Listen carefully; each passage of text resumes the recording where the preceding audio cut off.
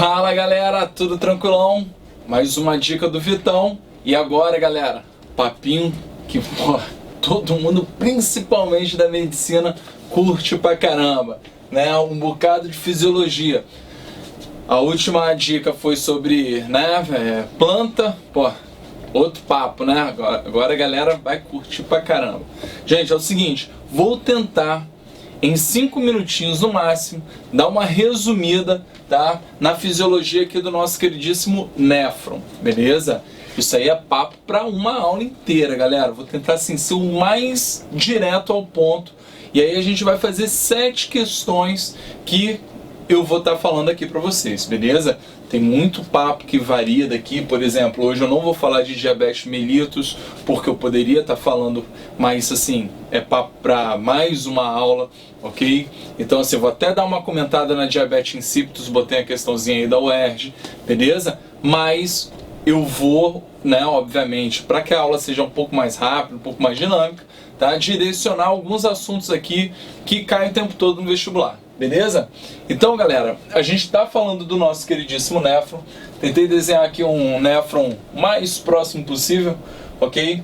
Lembrem que os componentes do néfron, a gente tem aqui a cápsula renal, ok? O túbulo contorcido proximal, que está próximo da cápsula, ok? A alça néfrica, túbulo contorcido distal, ok? E o duto coletor.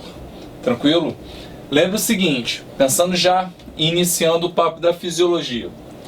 O sangue, ele chega aqui para uma arteríola aferente, ok? E ele se enrola todo aqui, beleza? E chamamos essa bagunça aqui de capilar de glomérulo renal, beleza? Qual é o grande lance? O sangue já chega aqui com uma alta pressão, beleza? E a gente vai filtrar, por isso, ó, botei aí no meu esqueminha no Instagram o primeiro passo da formação da urina, ó, exatamente com a filtração. Então aquelas partículas que são permeáveis aos capilares, elas passam e compõem o que a gente vai chamar de filtrado glomerular, ok? Então, no interior do néfron vai rodar aqui o filtrado. Então, primeiro passo, filtração. Show de bola? Glicose, aminoácidos, sais, vitaminas e muita raça de água, ok? Vai ser filtrado por aqui. Tranquilo? Bom, se o primeiro passo é a filtração, galera, é papo de muitos litros aí de sangue sendo filtrado diariamente. E a gente urina aí por dia algo em torno de 2, 3 litros. Então, maior parte desse filtrado ele tem que ser reabsorvido, ok? E por onde que vai haver, né, reabsorção?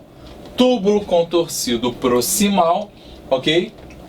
Que a gente considera reabsorção. A gente tem a maior parte da água e de sais já reabsorvida aqui, mas normalmente o que chama a atenção para o túbulo contorcido proximal é a reabsorção dos nutrientes. Glicose e aminoácido, sempre os destaques, porque a reabsorção ela é ativa, ou seja, tem que ter enzimas, né, ou proteínas de transporte aqui, show de bola, né? As vitaminas, como eu disse, água e sais aqui, a grande parte reabsorvida no túbulo contorcido proximal, beleza?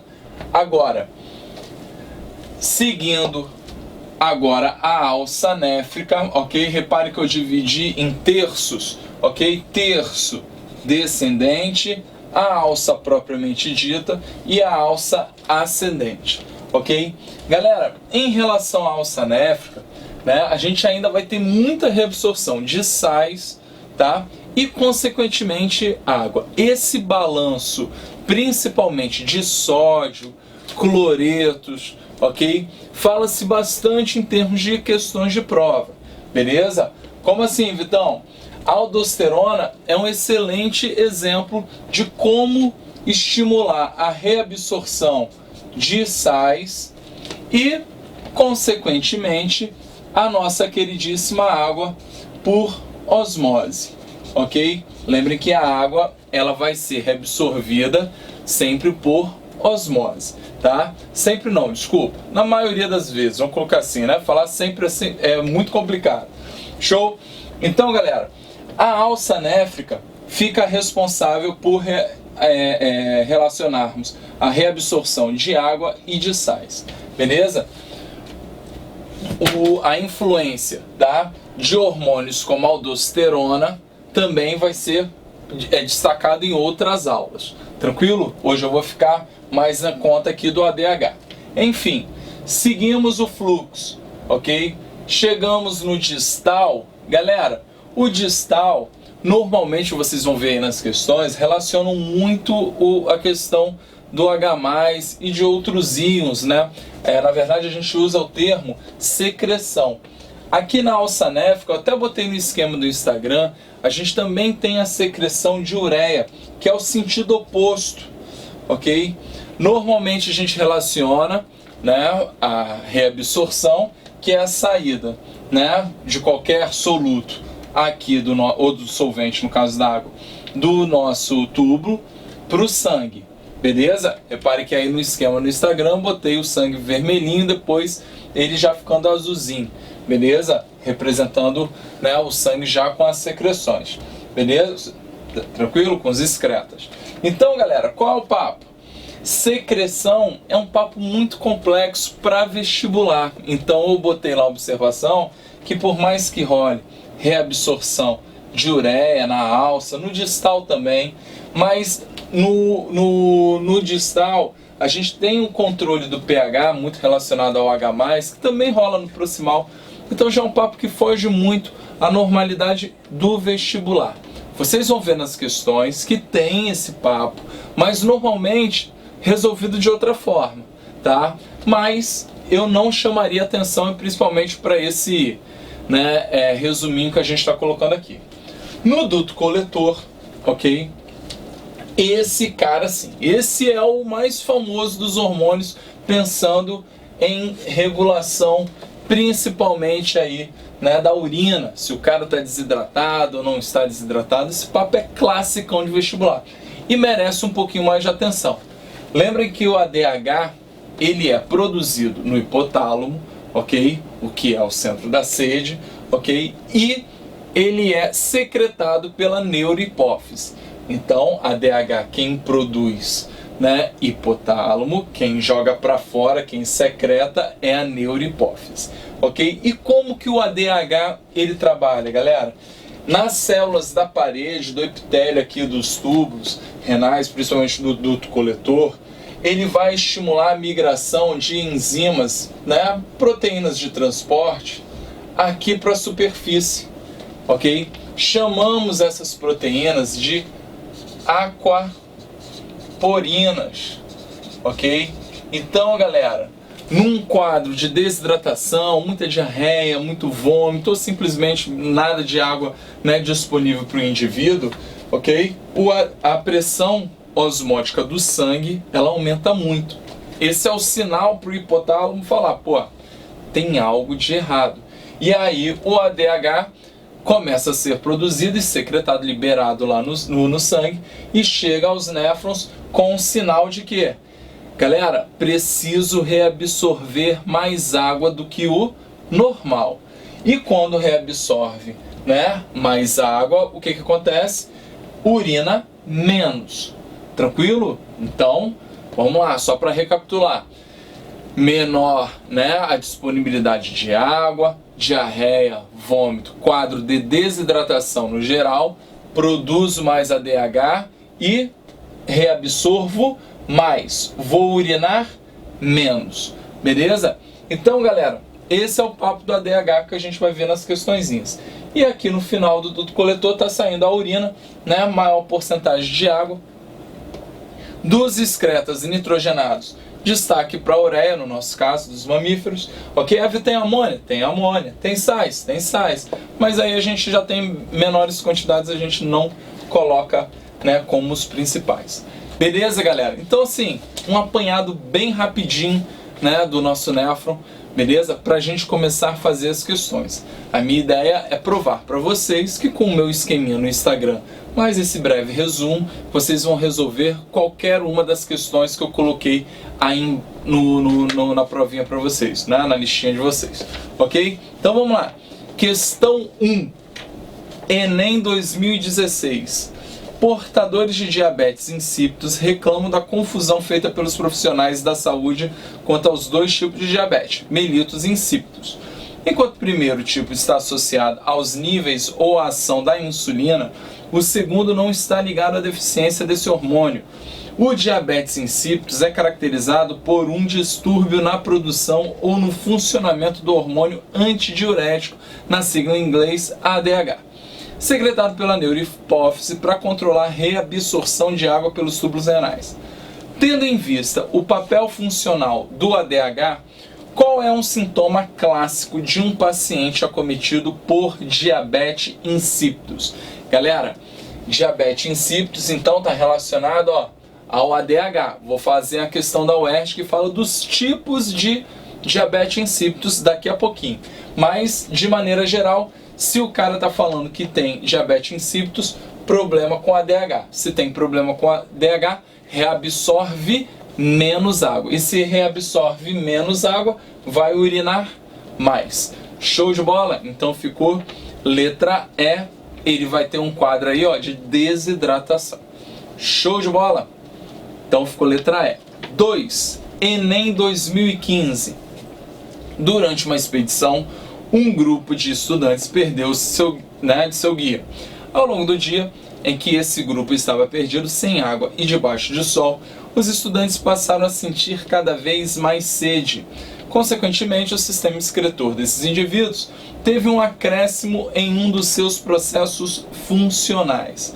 Nessa situação, o sistema excretor dos estudantes... E aí, galera, se o cara se perdeu do guia, o cara tá sem água, todo ferrado lá, o que o sistema excretor, ele teve um acréscimo aí? Em relação, mais uma vez, vai produzir muito ADH, reabsorve mais e a urina fica o quê? Fica em menor volume, ela fica mais concentrada. Então eu tenho que esperar, nessa situação, o sistema excretor dos estudantes, letra D, produziu urina com maior concentração de sais. Show de bola? Mais uma vez, letra D. 3. Unicamp 2019. Recentemente, inúmeros casos de doping esportivo foram noticiados, como, por exemplo, aqueles envolvendo a delegação russa nos Jogos Olímpicos do Rio de Janeiro em 2016. Um dos métodos mais utilizados no exame antidoping é a coleta e análise da urina de atletas para verificação da presença de medicamentos proibidos. O composto furosemida foi banido pela Agência Mundial Antidoping. Sua principal ação é reduzir a reabsorção de sódio e cloro a partir da alça do néfron, alça de Henle, em direção aos vasos sanguíneos adjacentes. Considerando essa informação e o conhecimento sobre a fisiologia renal e a excreção em seres humanos, é correto afirmar que a furosemida... Galera, se o cara, falei para vocês, alça néfrica, muito relacionado à reabsorção de sais, e o cara usa uma droga que impede a reabsorção de sais, consequentemente, teremos dificuldade em reabsorver o que? A água por osmose. Porque rola a necessidade de reabsorver o sódio para a água vir por osmose e também ser reabsorvida. Beleza? Então eu tenho que esperar uma urina mais volumosa, já que ele reabsorveu pouca água. Se a urina é mais volumosa, os solutos, vocês que são fera em química, vão estar mais diluídos. E naturalmente o cara fica com a dificuldade de achar aquela droga ou aquele, qualquer que seja o doping no sangue do indivíduo. Beleza pura? Então, reparem que exatamente essa justificativa está na letra C. aumenta a produção de urina, resultando na diminuição da concentração de medicamento nas amostras, o que dificulta sua detecção nos testes antidoping. Beleza, galera? Show de bola! UERJ 2012, questão 4. Em um experimento em que se mediu a concentração de glicose no sangue, no filtrado glomerular e na urina de um mesmo paciente, os seguintes resultados foram encontrados. Líquido biológico, sangue, concentração 140 mg, por decilitro. Filtrado glomerular 120, menor do que no sangue. E urina 0,12, ok? Muito pequenininha, ok?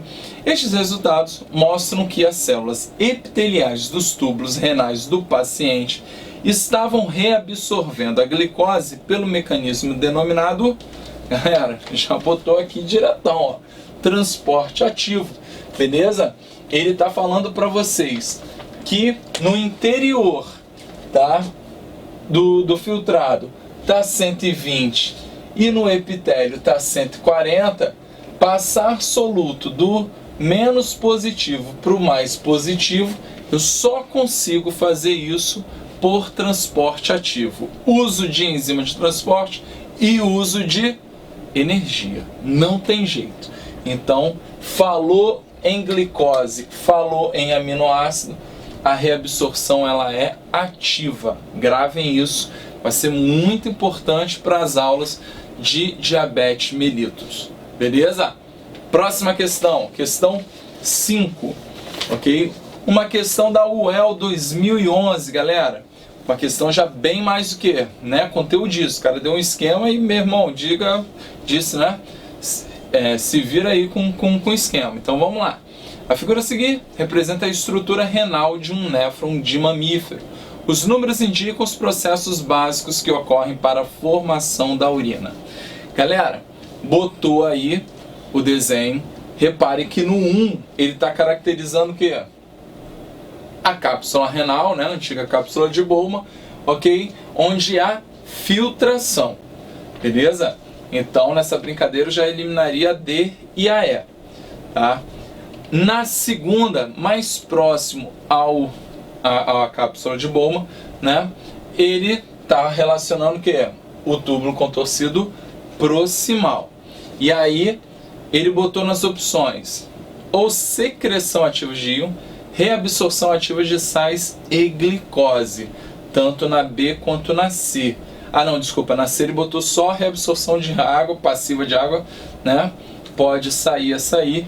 Vamos botar a B, Já mata a B. Porque o que aconteceu? Reabsorção ativa de sais e glicose, beleza? Na 3, que é o néfron, ele relaciona basicamente quem? A reabsorção passiva de água. Na 4, foi o que eu comentei, que dificilmente isso vai definir uma questão. No túbulo contorcido distal, você ter a secreção ativa de íons H+, e potássio. Esse papo de controle de pH sanguíneo é bem complicado, tá? Dificilmente vai vir a fisiologia disso na prova de vestibular, principalmente Enem e UERJ, mas ficou então letra B de bola. Show? Galera, questão 6, UERJ 2017, questão discursiva da UERJ. Galera, ele diz o seguinte, que o diabetes insípidos, DI, que provoca sede excessiva, aumento da diurese e diluição da urina, pode se apresentar de duas formas. Foi o que eu comentei, ó. Os dois tipos de diabetes insípidos. DI central, olha que ele te fala o que é. Causado pela deficiência do eixo hipotálamo-neurohipófise, ou seja, esse cara, ele não vai ter o que?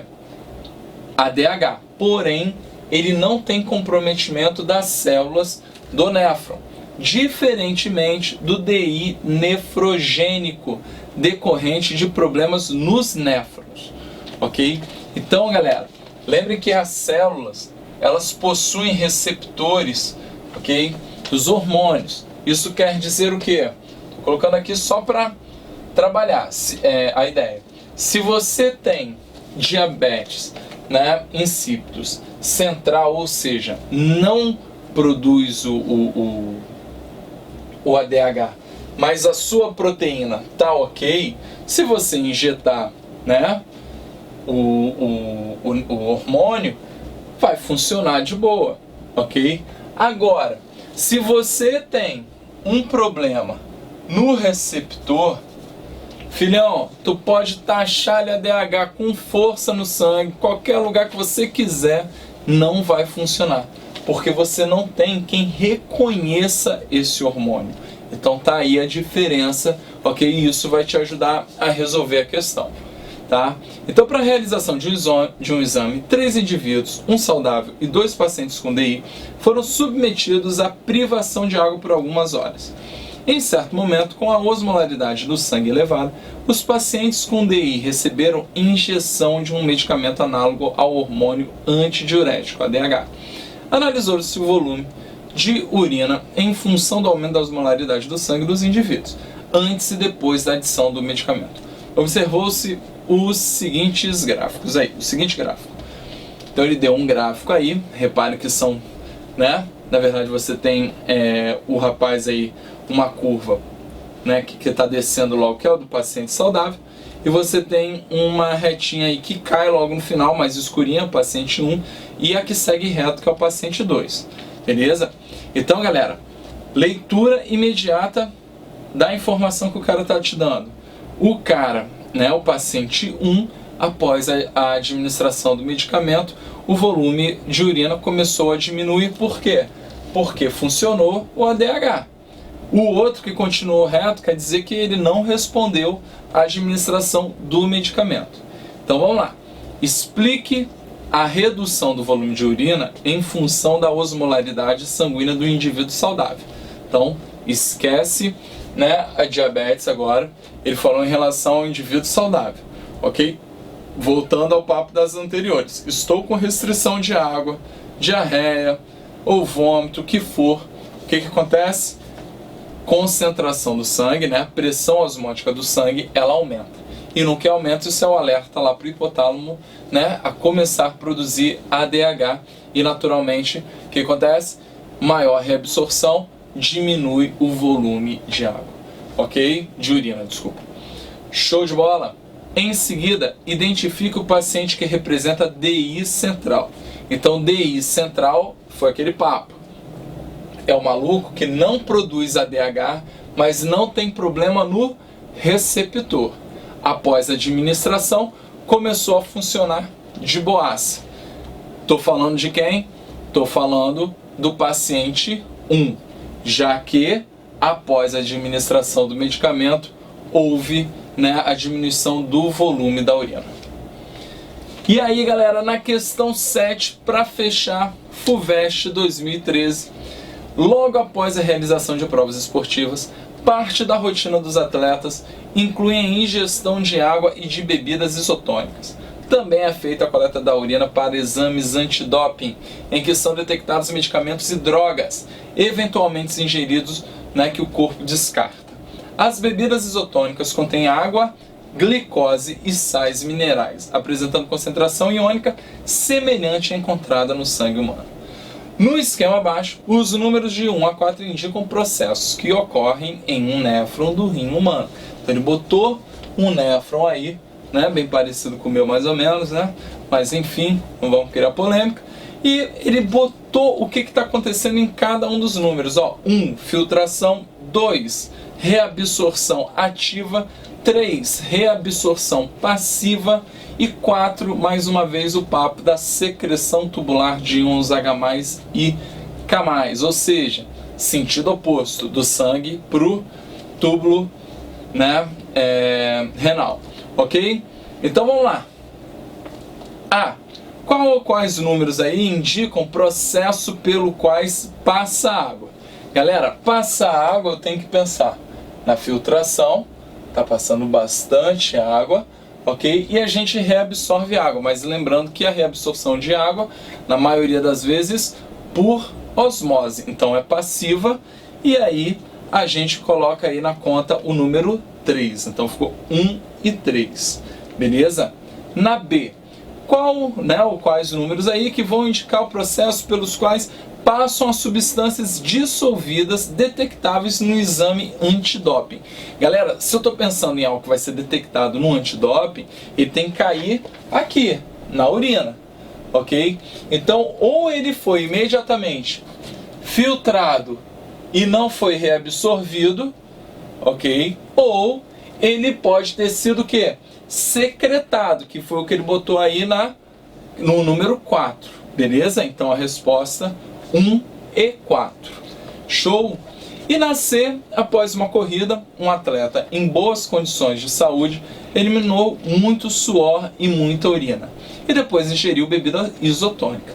Entre os componentes da bebida isotônica, voltando aqui na questão, ele disse que na bebida isotônica tem água, glicose e sais minerais, ok? Qual ou quais não serão aí utilizados para repor perdas de substâncias eliminadas pela urina e pelo suor? Galera, dos que ele falou aí, água, glicose e sais minerais, né? Eu tenho na urina a perda tanto de água, né, e de sais. Isso quer dizer o quê? Que se eu estou bebendo isotônico, eu estou repondo o que eu perdi. Agora, o que não cai aqui, que não deve cair, é glicose, ok? Então lembra que toda glicose, ó, praticamente toda, vai ser reabsorvida no túbulo contorcido proximal. Então, galera, a resposta é glicose. Lembrando que ela, né, o corredor, o atleta, o que for, ele vai ingerir porque ela é a fonte primária de energia. Irmãos, o carinha precisa de energia aí para continuar fazendo o que tiver que fazer. Show de bola! Galera, eu sei que é um pouquinho corrido, mas a ideia é um pouco essa, dinamizar o máximo possível para que vocês ganhem tempo, vão diretos aos assuntos, né? Falei aqui de um assunto bem complexo, tentei resumir o máximo possível, espero que tenha ajudado. Se ficou com dúvida, se tiver ainda muito complicado na cabeça de vocês, falem comigo aí pelas redes sociais e eu tento ajudar vocês com todo prazer. Valeu, galera? Então, vem pro Gen!